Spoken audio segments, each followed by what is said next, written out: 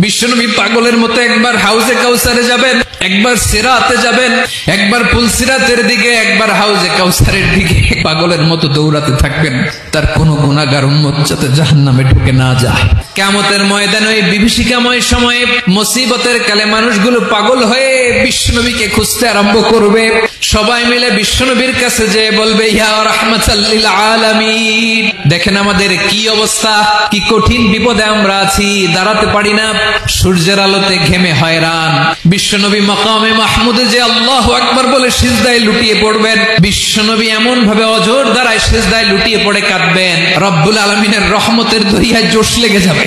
রব্বুল আলামিন এই দৃশ্য থেকে সহ্য করতে পারবেন না। রব্বুল আলামিন বলবেন, ইয়া মুহাম্মদ ইরফা রাসাক, ও নবী আপনি মাথা তোলেন, আপনার কান্না আমি সহ্য করতে পারি না, আজকে আপনি যা চাবেন তাই দেব। ওয়াশফা তুশাফা, যার জন্য সুপারিশ করবেন তার সুপারিশ কবুল করে নেবেন।